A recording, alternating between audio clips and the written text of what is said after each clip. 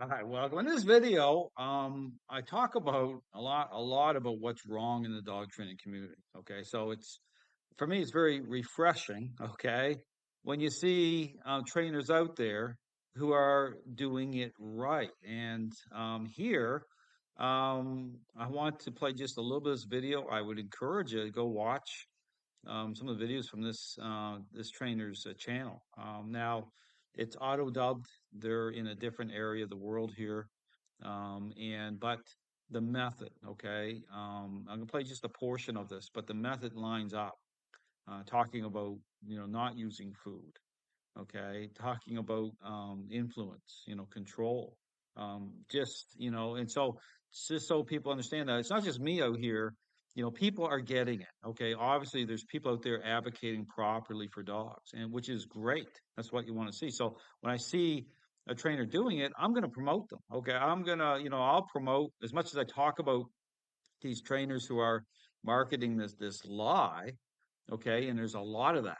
Okay, when you encounter a trainer doing it right, I'll be all over it. Okay, I mean, I'm that person that wants to be doing that because it's supposed to be about caring about dogs and about people the right way.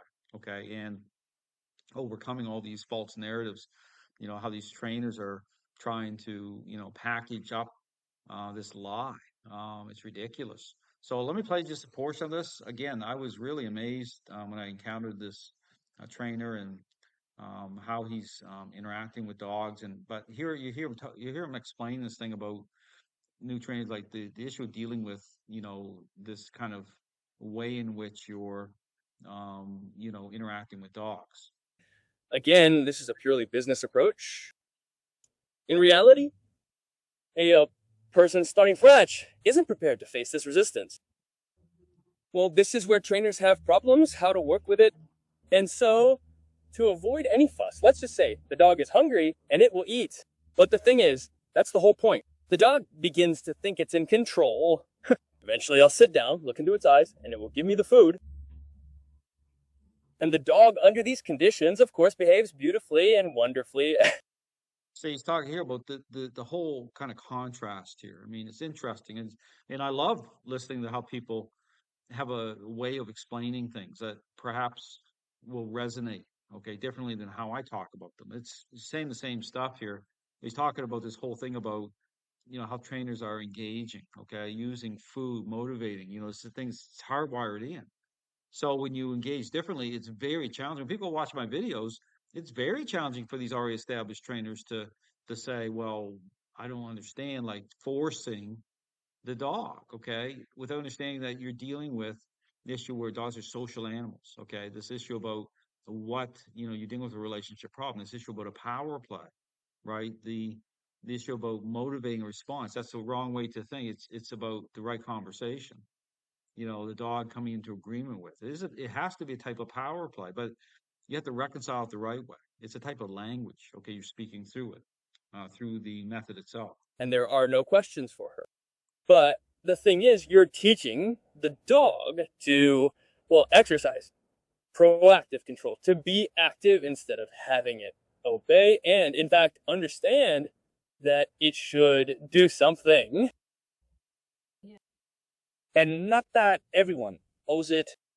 Run around, jump, toss balls, toss treats, and all this nonsense. Working for food in general, but it's just glossing over the problems. It doesn't treat the root cause. The reason is always that the dog doesn't consider it necessary to boom this action here and now. Doesn't consider it necessary to listen to your command and somehow respond to it here and now, or to react to your actions. That's why training is a process of overcoming these disagreements and a process of building a relationship.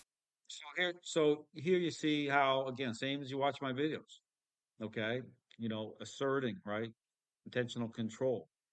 Dog understanding intent. I understand one of the big themes I talk about is the dog understanding through how you're moving. Okay, so it's not just force that way where it's just like unfairly applied, where you're just you're just bullying the dog that way. Understand when I talk about control and influence, how it funnels, okay, how it aligns. It's a conversation. The dog understands intent. So there's a moment where the dog, okay, chooses, okay, comes into agreement with it. It is a power play, but it's a conversation, okay? It's not meant to be, because here's the thing, any dog, okay, if you are applying force in a way that is not having the right conversation, is not aligning, you're gonna cause, okay, the dog to go into high challenge, to cause a bite situation on any dog.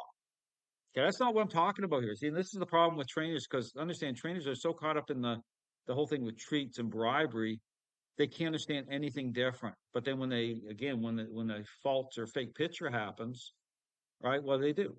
They blame the dog, right? Something wrong. See, they can't get out of this way of thinking. Okay, so it's like, and this is what this trainer here is talking about, this whole thing of how challenging that is. And I talk about that for already established dog trainers. Now, where's all the heat come from? Okay, these train like Murdaugh and all these people just want to bring it. I say, well, bring it, okay, but I'm going to talk through it, and you're not going to like it because I'm going to break it down in a way in which I'm going to put everything in proper context. I'm going to show it. I'm going to talk about it, but I'm going to talk about your problems, like in terms of what you're doing to generate this fake picture. I'm going to talk about all these relational dynamics, put them in proper context. That's what I'm doing through my video content. I understand what these trainers are exploiting appearances. I understand what they're doing and how they're doing it, right? And why it is that so many dog owners end up with a bad result. Relationship with the dog, trusting based on authority, respect, and, well, some awareness, not not a fun game where we're gonna jump and gallop for a treat. And most important, respect us. And most important, no, it won't. When you see is some osang training is based See, same thing, intent, okay? How you're moving, right? Given that there's a bit of a delay there, it's a demand though. Like people don't like to see this whole thing, but understand that you're going into a relationship problem already, okay? In terms of what represents training. It's a demand. You're doing it. It's still a choice, okay? But you're taking that. But see, it's free will. This whole thing about free will. All these trainers are caught up in this trap of, free will, right? But they don't understand what in terms of when you engage that way, when you're giving a choice in terms of a dog that already has gained control, okay? You're setting up a bad picture, right? Because you're not engaging in a way which it brings it into because you're already in conflict. You already have a relationship problem. Okay, you have to reconcile your role properly. So it is a type of power play. It has to be just like a parent-child relationship when it gets to that level or a child's out of control. It's a power play. It's going to be a power play. The child isn't going to like. They're not going to like the fact that the parent is in their airspace that way. It's no different. Just apply common sense. All these trainers either aren't parents, okay, or they're permissive anyway. And see, that's the problem. And that's why, again, you get all these problems. Dogs are amazing animals, but it's like you have to understand what's going on here beyond appearances. on positive reinforcement. Uh, Or humane See, training. the point is, what is reinforcement? you see me doing the exact same thing. They're being disingenuous. Positive reinforcement isn't just a treat because positive reinforcement is actually approaching the dog where it's going. That's what the dog wants. And that's not conflict free because, look, we didn't tug on leash. We simply said, hey, Samaker, gave the dog a ball, gave it some food, bet food. And so the dog sort of turned away from that other dog. And they supposedly solved some problem. The thing is, it's always a lie and a substitution of concepts. Positive reinforcement for the dog would be Exactly right here. to actually go up to that. At a certain point, talk about Murdaugh, at a certain point the leash can become slack and loose. See, that's the thing. And see, it's about a sequence. Okay. The core grids have to be reconciled first properly, then you get to certain points. See, but these trainers they don't want to talk about see that's the thing, they're being very dishonest because they want to disregard like the proper process, right? I think because they're already sold out. They're already marketing a certain picture. So for them to look at something and say, okay, I'll examine that. Like I'm not going to cast judgment over something I haven't even tried yet. They'll try to they'll try to critique it. They haven't done so themselves. It's like when you saw Murdoch, suddenly now he applied the right language. Okay, I talk about the integrity of those core ingredients coming out the right way, and then got exposed. Right? It's like now you see it, right? Because it's not in their best interest to do it anyway. So you're not going to get honesty from these other trainers. That other dog and play with it. That's it. And accordingly, we organize this and we do it, but that's how we understand reinforcement first and foremost. Right? A dog, like any living creature, wants to communicate. It needs to communicate and it needs freedom. But to give it this freedom, you need to have confidence in your dog more. And that's what upbringing is for. Right relationship first. Okay, you need to fade in first, then the freedom comes, right? Because understand that when you talk about free choice, free will, think about the same thing I've been saying about the parent example. Once a child becomes selfish, it takes on different meaning now, right? See, these trainers are so hardwired. Not these trainers. This is great. I'm watching this. These trainers out there like Murdoch and all, I mentioned all like not just about Murdoch. Murdaugh's like a type. Okay, you can. That's why you can cast a wide brush over the entire dog training community. So many are just sold out. They can't think. It's like they can't get their head around it. They don't want to begin with. Because why would you when you're selling this bad picture? You're making money, and you're feeding into this monster. And these trainers, so ethically and morally, it's bankrupt to begin with.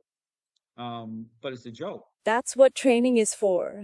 That's what your authority is for. So you can grant deserve freedom, but be confident that if necessary, you'll stop the dog in the same way and it will listen to you and not ignore you. That's it. And actually, the most important thing to understand when you choose a method, when you choose a dog trainer, and when you ask yourself the question, how do I teach a dog not to pull on a leash? Or how do I teach a dog to walk beside me? As I said at the beginning, the whole problem is that you are unable to control your arousal. And a dog is incapable. So stop it here. I'll say so. I've subscribed okay, to this channel here.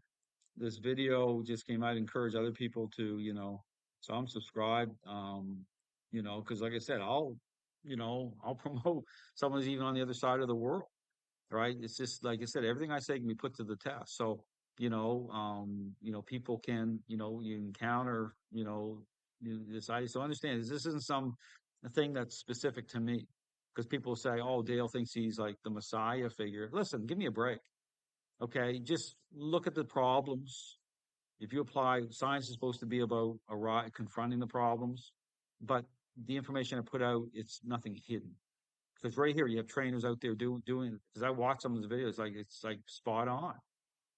Spot on. They get it. They see it. You can put it to the test. Guys like Murdoch want to spew off a Messiah figure and all this garbage he says all day long. It's a joke. They're being dishonest. But because he could have put, like I said, he could have put, my method to the test months ago. Didn't want to do it because it wasn't his best interest. Now he's done it. Now look, okay. I mean, I show it because again, there's a way to know. They don't have to take my word for anything. You just have to line this stuff all up. Now suddenly he's saying, "Oh, he's got all these problems with his dog." Well, they were there the whole time. He was just doing well, like Zach George, all these other trainers doing this, exploiting appearances. They're playing the shell game. That's all they're doing. So again, I will say that it's great when you see trainers like this.